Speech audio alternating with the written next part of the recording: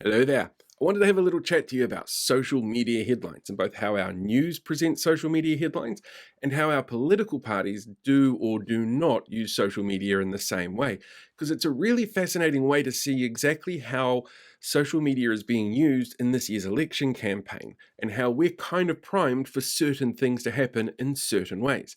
So, if we take a look at our media, for example, most media relies on some kind of emotive connection when it comes to the headlines.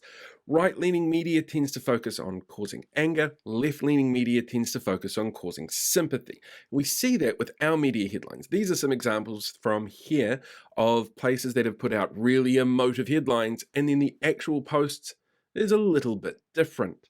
And if we have a look at our political parties, well, some of them have taken that on board and some haven't. Now, when we look at content online, we actually read in an F shape. Generally, we'll read the top headline first, down the side to get an idea of the summary, and then first few lines of each paragraph to get a generalized idea as to what's going on. And that's how social media is built around media presentation, news presentation. But the political parties here don't seem to be doing much the same. If we have a look at something like ACT, for example, if they've got a policy piece that they want to put up on social media, it's literally just a still image graphic. There is no information there about the policy itself. If we have a look at National, it's actually more designed to try and cause outrage. Their policy posts that they've put up are still lacking in detail, but it's all about what Labour hasn't done and why you should be angry.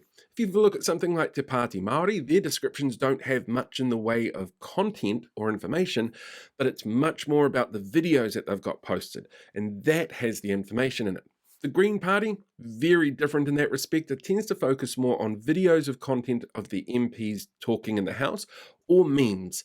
Lots and lots of memes, but not a huge amount of detail in the description. And then the Labour Party tends to focus on positives that they've managed to achieve while in Parliament.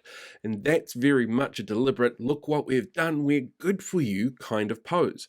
But again, there's a real lack of detail in their descriptions and not much in the way of the headlines. All of our political parties are being really vague at the moment online. Even if you look at something like New Zealand First, which for some people they see it as centrist, and for other people, because of all the fascists that they've got, they see it as extreme right wing.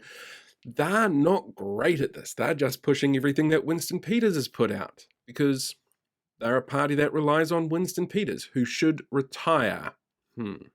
So next time you're seeing information come through from a political party, pay attention to how it's framed and have a look at how our media frames information as well, because as I said, it's designed to make you angry or make you sad.